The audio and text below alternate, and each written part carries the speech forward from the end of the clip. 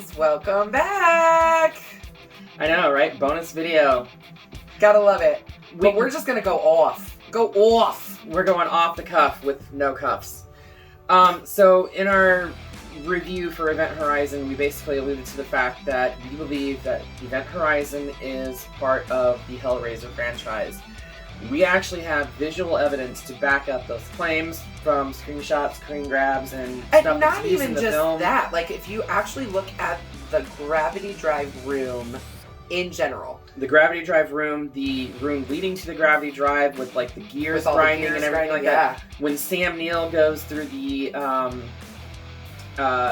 conduit or whatever to fix something, the panels look like a dissected version of the box itself from Hellraiser, even to the fact that in the closing moments of Event Horizon, Sam Neill looks like a proto Pinhead or Cenobite, or some kind of Cenobite for sure. Minimum. Absolutely. I mean, he has scars and cuts all over his body. All over his body. He has a symbol that's carved into his forehead that looks very like religious-esque. Yeah.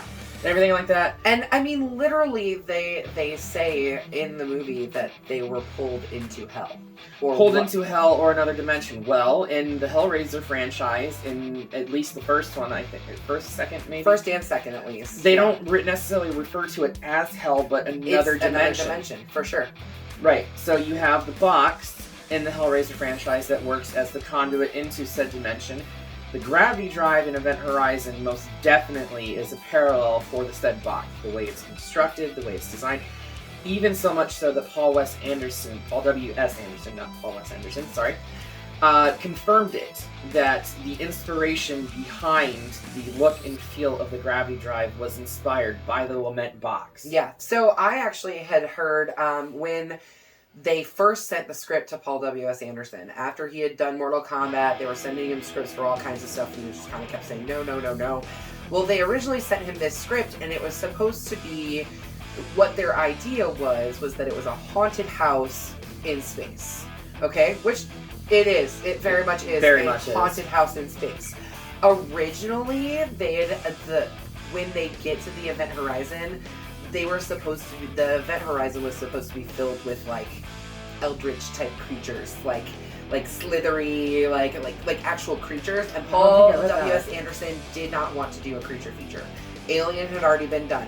He didn't want to have stowaway creatures on a spaceship that then are attacking the people that are coming onto the spaceship. He wanted to steer away from that altogether. I'm glad he did. Yeah, me too. So he actually took that script and changed it and added in the Gravity Drive himself. So the Gravity Drive was Paul W.S. Anderson's idea, and confirmation in IMDb trivia is that he directly wanted it to be based off of the Hellraiser franchise. Mm-hmm. So we know for a fact that Paul W.S. Anderson's intention was for it to be at least like Hellraiser. I mean, it's definitely part of the Hellraiser franchise. I think that perhaps it is, like the Gravity Drive is a futuristic box, so to speak. The box itself opens up portals to other dimensions. Well, this Gravity Drive does exactly that. It opens up a fucking wormhole to travel space and time. That's exactly what the box does in Hellraiser. It travels space and time. Yeah.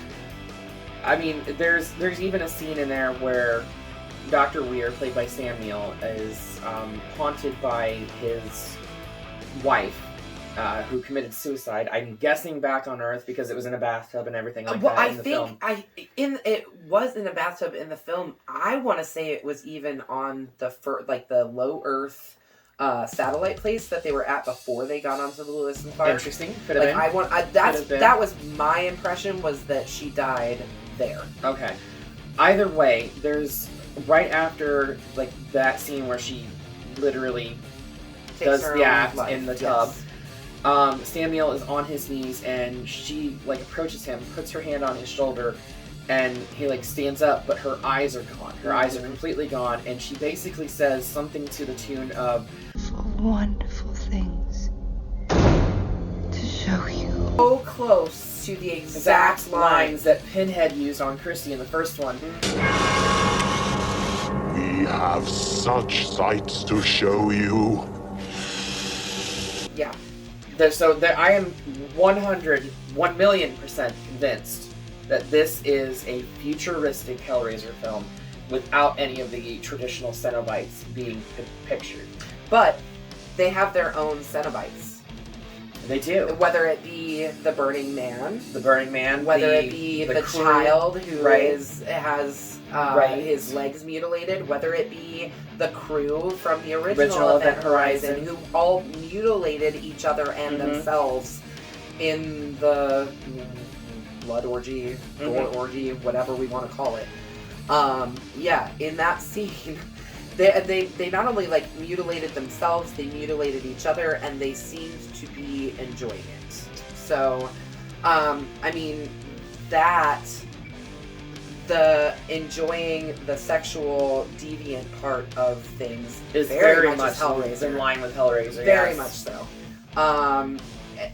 It's exactly what got Frank into trouble in Hellraiser, was being so sexually deviant that he was looking for more awful, terrible things to do to himself. Sadomasochist type things, which, I mean, the scenes in Event Horizon take sadomasochism to the next level. I think the scenes in here are what we are imagining to have been in Hellraiser. Hellraiser was a little bit more restrained in not showing us those things. Right. Whereas Event Horizon straight up shows us. They were not afraid to show us what hell has for us. Which, I'm sorry, those are sides I don't want to see. I don't think so either. I don't think I want to see that. I mean, not in real life, at least. No. Give me a movie about it? Yeah, I'll watch a movie about it. Yeah, I would absolutely love to see an Event Horizon sequel. Or... I don't know how they could even do a sequel simply because the gravity drive was destroyed by Miller at the end. But they could do a prequel. They could do a prequel. They could do, oh my gosh, they could do a prequel showing us what happened on the original Event Horizon. Right. Please do that. Please do that. Do you hear us? Yes. Hollywood. Get on Make this. Make it happen. Fund it. Please. Come on. We want to see it. And considering the fact that that Event Horizon has gained such an enormous cult following in the last think that it would be 20 successful. years, 30 to 26 years. The biggest problem with that would be recreating the sets from this movie. Absolutely, but I think that it can be done.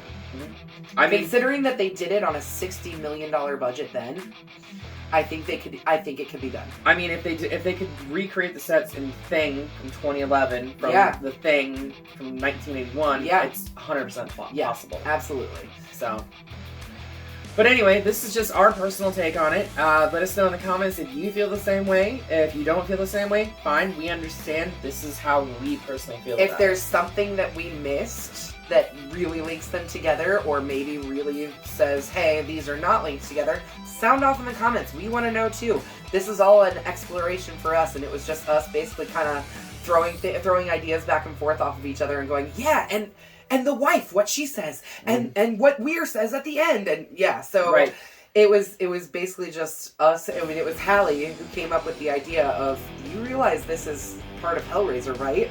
And as soon as she said it, I was like, oh my god, you're so right. So that's just us. I have my moments. She sure does. That's just our thoughts.